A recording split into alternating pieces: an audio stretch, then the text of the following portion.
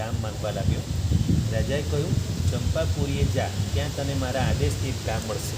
તે કરકંડુ રાજા બની ગયા. અને પેલો જે બ્રાહ્મણ જે નાનપણમાં બંને જણા કીધેલું ને કે તું રાજા બને તો એને એક કામ આપશે. એટલે હવે પેલો બ્રાહ્મણ આવ્યો રાજા પાસે કે એને કામ માંગવા આવે, બરાબર. એટલે એણે કીધું કે તમે ચંપાપુરી જાઓ, ત્યાં તમને મારા આદેશથી એક કામ મળશે.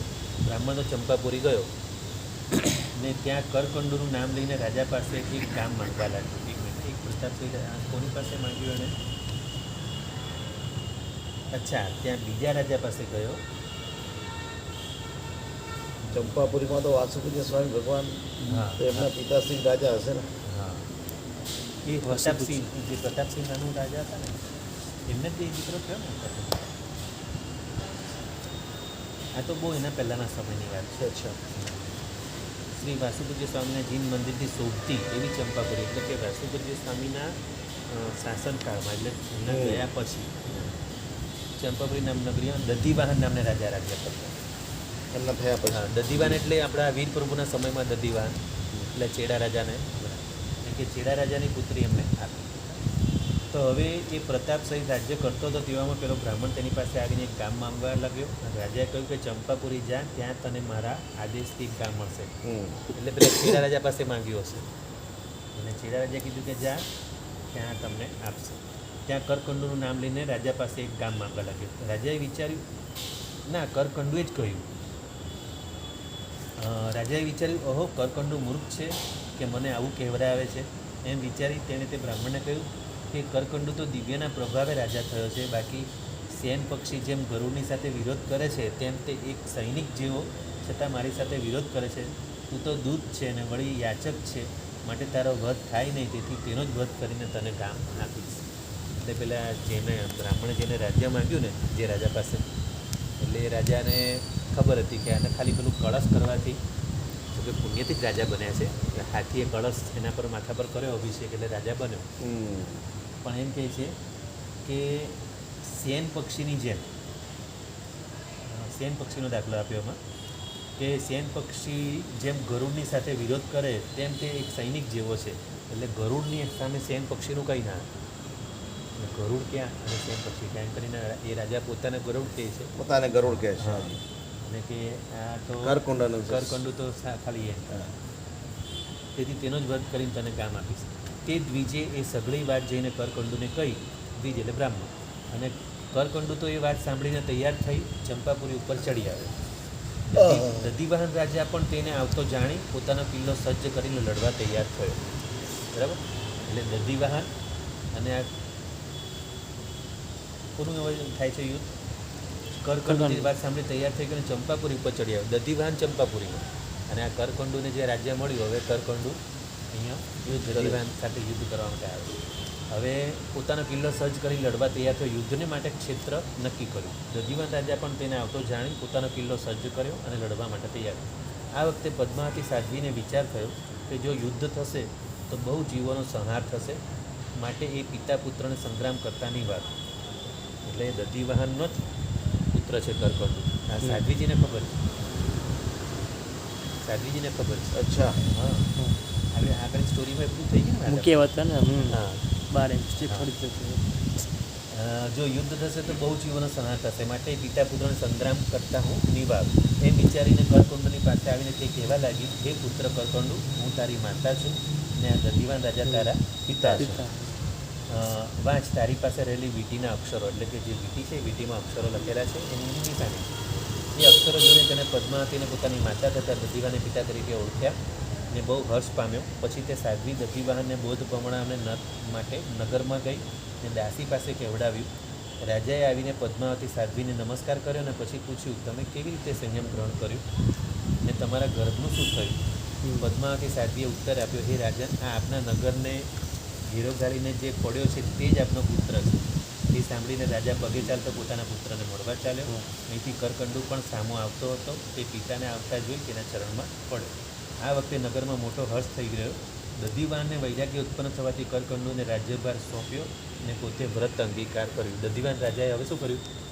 પિતા પુત્ર મળ્યા એટલે હવે, અને પેલું થયેલું ને સાધ્વીજી ભગવાન જ પેલા ગર્ભ રહેલો હતો, કીધું દીક્ષા લીધી અને દીક્ષા લીધી પણ એમને કેવું નહોતું બસ. હવે કરકંડુ રાજા એ રાજ્યનો સ્વામી થઈ અને કલિંગ દેશનો રાજા કહેવાયો. કરકંડુ રાજા કલિંગ દેશના રાજા બન્યા ને ન્યાયપૂર્વક રાજ્ય કરવા લાગ્યો. આ રાજાને બહુ ગોકુળ હતા. તેમાં એક અત્યંત બલિષ્ઠ સાંડ હતો. ગોકુળ એટલે એક ગાયને 10 એક ગોકુળમાં 10,000 ગાય. 10,000. હા. અને એવા શું કીધું, બહુ ગોકુળ હતા એ બહુ રાજા. ગોકુળ હતા એટલે કેટલા એટલે કેટલા બધા હશે. કેટલી ગાયો. તેને ઘણા સાંઢો. હા, કલિંગ દેશ કયો કલિંગ દેશ. અત્યારે તો અત્યારનો કલિંગ તો કયો હશે? હા? નેપાળ બાજુ હા, સમ્રાટ અશોક બી કલિંગ દેશ ને. સમ્રાટ અશોક બનેલા ચંદ્રગુપ્ત મૌર્ય ને બધું કલિંગ. ના, તો ભારતની અંદર જ છે, બહાર નથી. હા, છે જે ભારતમાં જ છે. પણ એ લગભગ યુપી એમપી નેપાળ સાઈડ હશે. અફઘાનિસ્તાન નેપાળ સાઈડ હશે. અચ્છા, નહીં હવે સાચી તો ખબર નથી. તો હવે કરકંડુ રાજા 2 રાજ્યોનો સ્વામી થઈ કલિંગ દેશ. હા, હવે કરકંડુ રાજા 2 રાજ્યોના સ્વામી થઈને કલિંગ દેશનો રાજા કહેવાય. એ ન્યાયપૂર્વક રાજ્ય કરવા લાગ્યો. આ રાજાને બહુ ગોકુળ હતા. તેમાં એક અત્યંત બલિષ્ઠ સાંઢ હતો. તેણે ઘણા સાંઢોને હરાવ્યા હતા.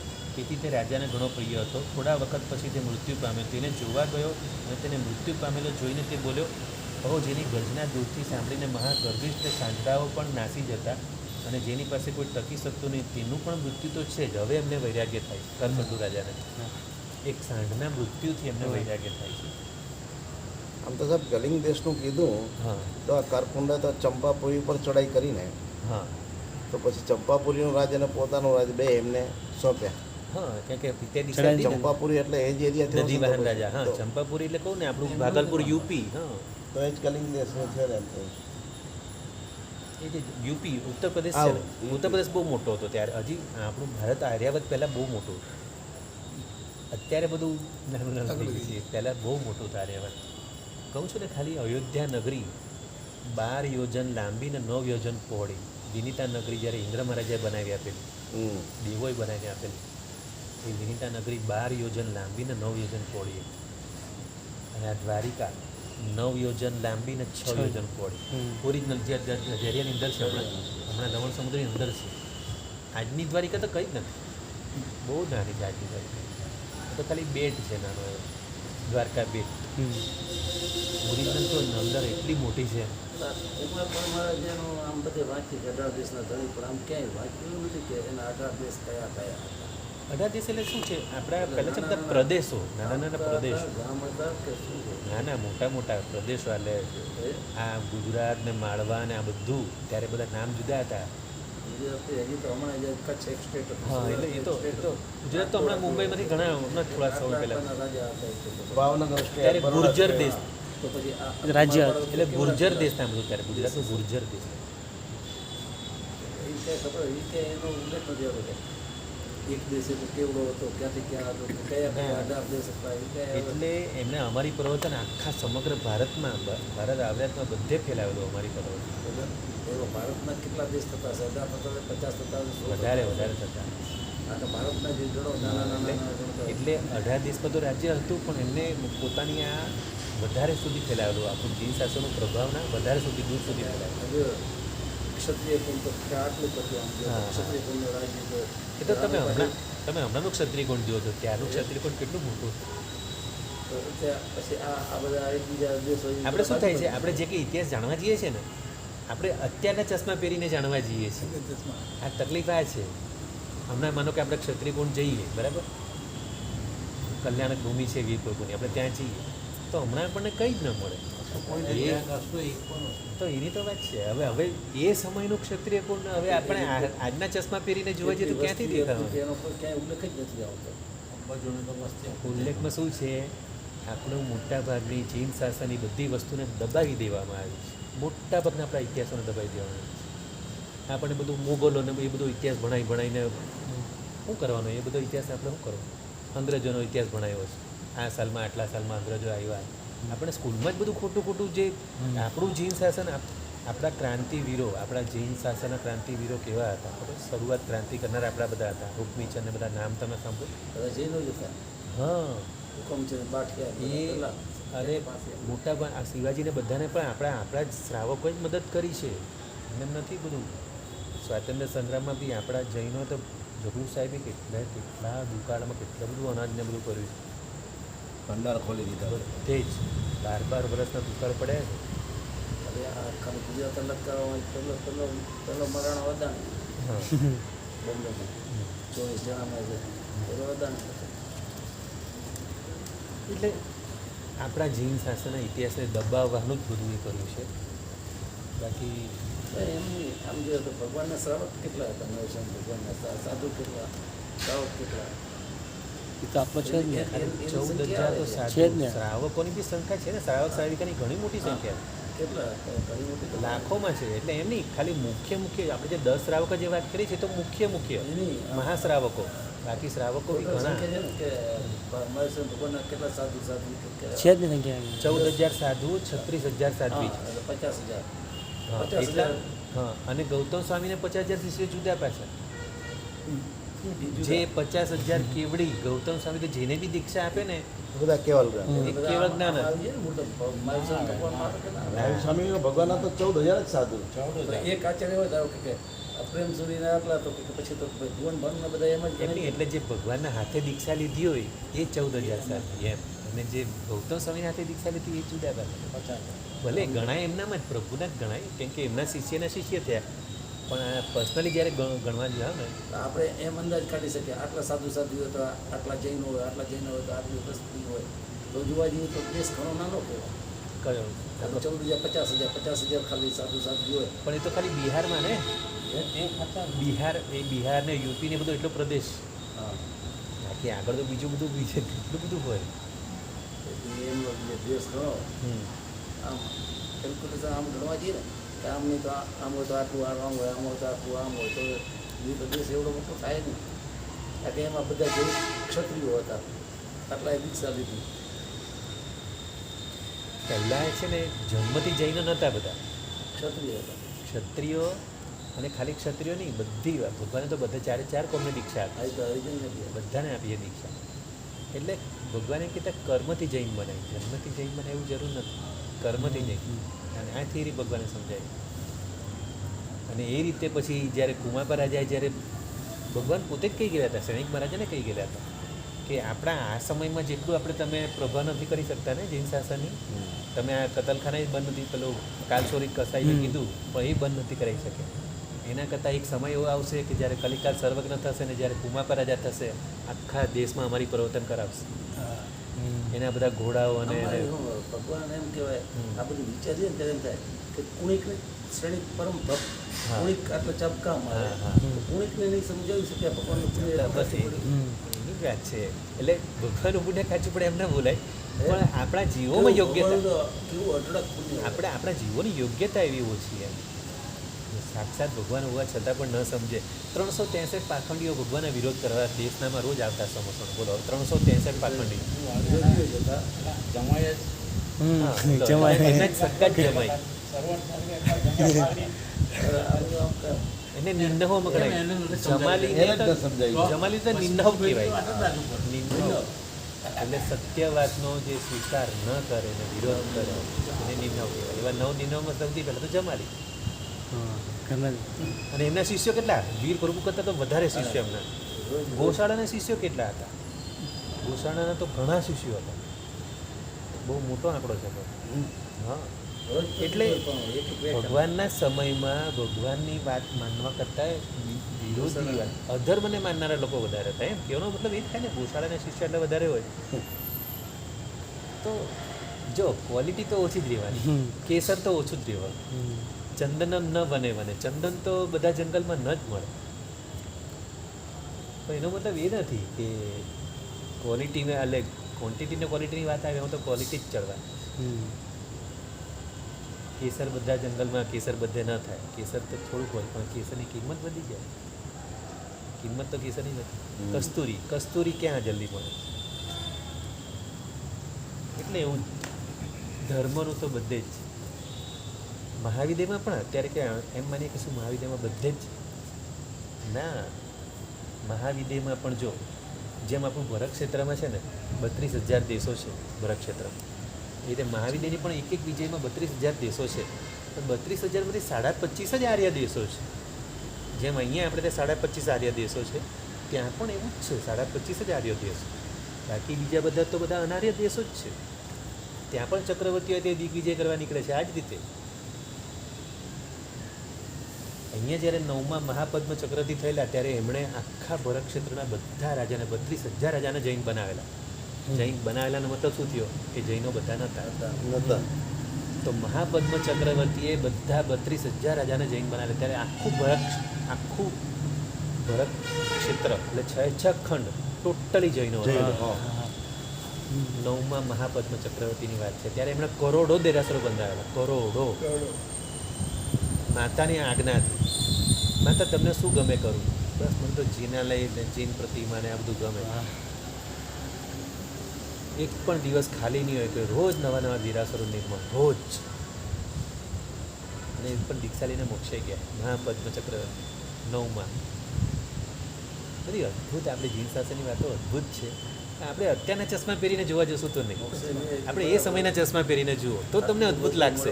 છોડી દીધું એમ. હા, મોક્ષે ગયા એ તો બરાબર, એમ થાય કે આટલું બધું મળવા છતાં છોડી દીધું. એ વાત છે. એટલા બધા કરોડો દેરાસરો બંધાયા, કરોડો.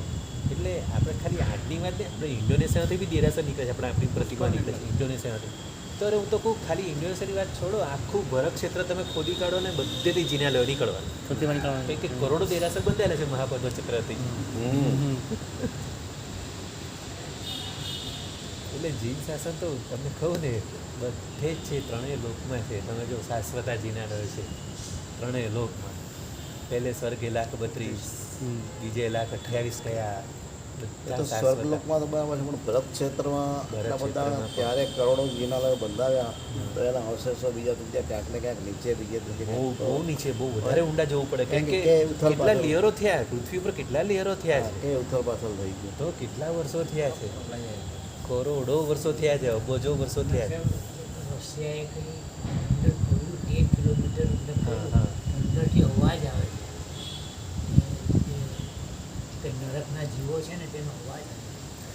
એવું છે. બધા આ બધા આજના વિડીયો બધી વાતો નહીં. એના ઉપર વિચાર કરો. આને આપણે જૈન એમ શાસન કે થોડી કે નરક કે એટલું ખોટું નથી પડી ગયા નરકની નરકની. એટલી 1 નીચે. કિલોમીટર અંદર ગયા. તો સૂચિત કહેવાય ને. ત્યાં તો ભવનપતિના દેવો આવે ને, દેવોનો આવાસ આવે, નરક ક્યાંથી આવે? 1800 યોજન નીચે જાઓ ને એટલે 900, અહીંથી 900 ઉપર ને 900 યોજનની વાત છે. યોજન શાશ્વત.